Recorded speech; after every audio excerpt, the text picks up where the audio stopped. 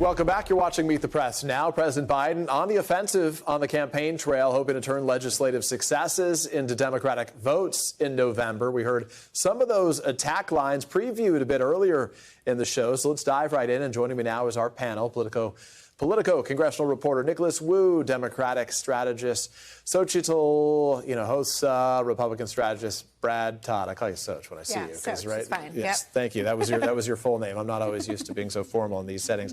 Let me ask you guys about this very quickly. I want to get your reaction to the speech right now. First, Nicholas, I'll ask you because it was clear that the president was fired up, and we've heard him being much more aggressive. It feels like they think they have the resume behind them of achievements, the message, the contrast they want to sort of commit their energy toward going into the campaign this fall. What were your takeaways from that? Well, I think what we're seeing here is the president really taking a much different tack on January 6th and talking about law enforcement than Democrats have previously. I mean, Democrats I've talked to in the past have not seen January 6th as a winning issue heading into the midterms. They would want to talk about other things. But this is through the lens of crime, right? They're trying to sort of turn the tables on that issue. Exactly, yeah. And here we have the president coming out and trying to say that Democrats are the party of law enforcement. And in some ways, it kind of calls to mind what some Democrats in tighter re-election races have done. Like, look at, or tighter general election races. Look at Val Demings in Florida, for example, right, who for some time has been talking about how, I don't want to defund the police, I am the police. And here we have Joe Biden coming out and saying he doesn't want to defund the police. So let me ask you, Brad, about this right now. Is this an issue for the Republicans? Republicans clearly think crime is a winning issue for them right here. Do they separate the issue of crime in their own communities from the FBI? Are those two one and the same as the president sort of tried to suggest they are? No, I think they do separate it. And I think, there's no saying in politics, we got a problem, hang a lantern on it. And Democrats did that today with putting Joe Biden on the campaign trail in the Senate race to talk about crime in a race where the nominee, John Fetterman, is under attack for his work on the state parole board.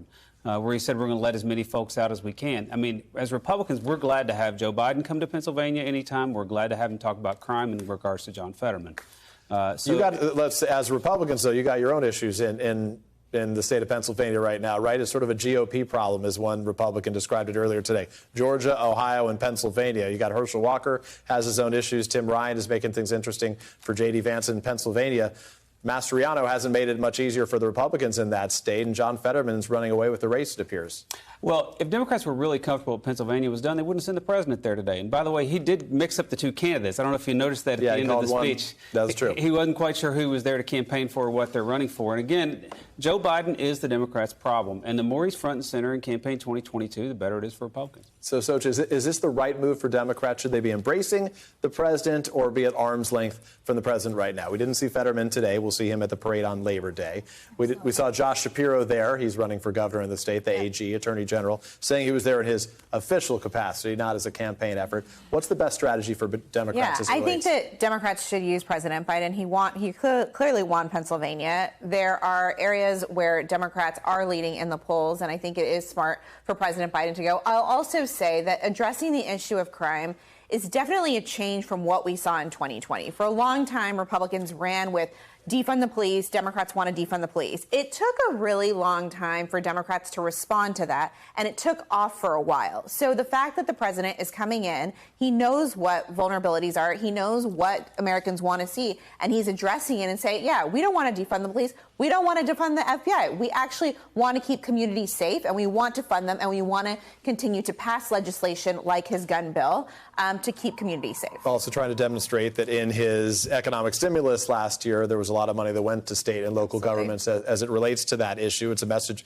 the White House keeps indicating they want to make sure is understood and as in those communities. Kids are going back to school right now, too, and that's the #1 issue in schools right now. Let me ask you, if I can, Nicholas, about the approval rating, right? We keep a close eye on the numbers. Obviously, it seems like why the White House feels so good right now, because numbers have grown up to about 45% in some polls for the president. He was hovering in the 38% range not too many months ago right now. You can see those figures. I think the job approval from NBC's poll a couple weeks ago was 42%, 55% disapproving. It's not exactly something to wrap your arms around right now, but the White House feels like it's the trajectory that matters. They feel like they're going in the right direction now. Is that the message Americans are sort of receiving from this White House? It seems to be very much the case. I mean, looking at some of these approval numbers, these gains are coming among independents who previously had expressed disapproval of the president and now slowly but surely seem to be swinging the other way. Now, the question is whether this is going to be enough to turn things around for Democrats before the midterms. Previously, these approval ratings were in the kind of territory where it would drag down a lot of incumbents. But now if we're in the 40-something% range, some people might have more of a fighting chance. It's sort of an interesting world where 40% is like, oh, that could actually help. I mean, the way politics has become so divisive in this country, 40% sometimes is celebrated as you're in the right place right now. Brad, let me ask you, for Republicans' purposes, what is the fundamental thing that they need to get across right now? It feels like increasingly they're playing defense on issues like abortion rights. They have to find a better job of sort of pressing Democrats on where they view limits for abortion rights and the like. But on a lot of these issues, as we witnessed in Kansas and we witnessed in upstate New York, Republicans have been playing defense on issues where they were hoping to be playing offense. I think, first of all, the cost of living is up, and Democrats run everything in Washington. That's the campaign, and Republicans will be... Is that the campaign? That's the campaign. Republicans certainly are going to fight out other issues as well, but that's the campaign. You're not happy with what the cost of living in the United States is. You're not happy with the economic situation. You're not happy we have a commander-in-chief that doesn't seem to do well at foreign affairs. Then Democrats are in charge of everything, and you need to have divided government. The independents... The president hasn't done well on foreign affairs, you're referring to... He's still defined by the Afghanistan debacle. He's about to do an Iran deal that's going to put our ally Israel in jeopardy. Do Americans not give the president credit for what's going on in Russia right now, that the president has helped sort of rebuild the NATO alliance that was effectively shattered in the last administration? The NATO alliance has been intact no matter what. Republicans have always supported it. Was it intact 4 years ago? Republicans have long supported the NATO alliance. Absolutely. It hasn't changed. Well, the Republican former president didn't, I guess. So is Donald Trump help or hurt your effort right now? Well, I think that Donald Trump is not the subject of this election. We never have elections about previous presidents. He sure has tried to make it so. We only have elections about the current president in the midterm. They always are. He may want it to be that. Democrats may want it to be that. That's not the way it's ever worked. Elections in the midterm are a referendum on the president and his party. That's what's going to happen in November. So is this a referendum or is this a choice? I think that Democrats are laying it out as a choice between what they've accomplished and how they have made progress for the American people. And while I agree with you that this election is about the economy, Republicans are not focused on the economy. There are so many distractions right now with the Republican Party, and they can't, and especially if you're looking at their candidates in some of these states who have been untested and have their own distractions. And so they're not getting their message across on the economy. It's actually Democrats who are out there saying, you know what?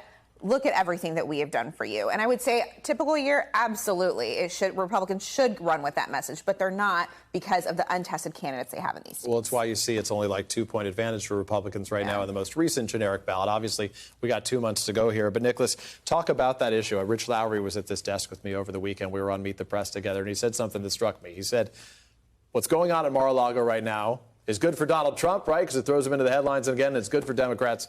It's not good for the Republicans. Republicans have clearly, and there weren't a lot of Republicans out on Friday trying to defend what's going on. Their Republicans have largely tried to distance themselves from their former president.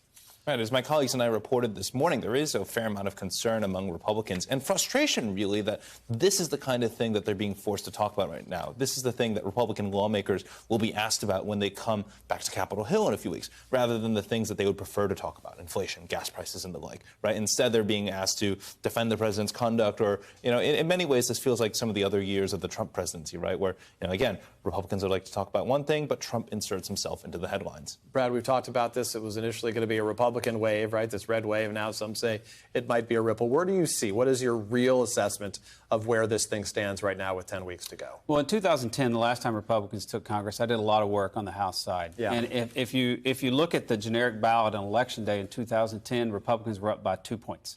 We gained 63 seats. I don't think we're going to gain even half of that 63-seat number this year. But it's going to be a great night for Republicans. Republicans are going to gain control of the House. I think. What's a great night? Is great night? I mean, is winning majority? 20-seat gain, so you have a 15-seat majority somewhere in that neighborhood. Yeah. And so I think that's where we're headed. I think a lot of the prognosticators say it's a lot closer than that. I think we're headed to a 20-seat gain. 25 is not out of the question. Maybe it's more likely than 15 is. But somewhere in that range, which means you end up with a Republican majority that can run the House. One problem we have as Republicans is a very narrow majority would be impossible. Republicans can't. We don't herd well, and so if you end up with a 4 or 5 seat, you should talk to the Democrats. If you end up with a 4 or 5 seat majority, you won't be able to appoint a chaplain of the day. So you need to get that 15-seat majority, but I think we'll get it. All right, and we're going to bring the chaplain of the day on set with us tomorrow if we can figure out who that person is. Brad, nice to see you. Nicholas, always. Xochitl, nice to see you. Appreciate you coming here and being with us. Thanks for watching our YouTube channel. Follow today's top stories and breaking news by downloading the NBC News app.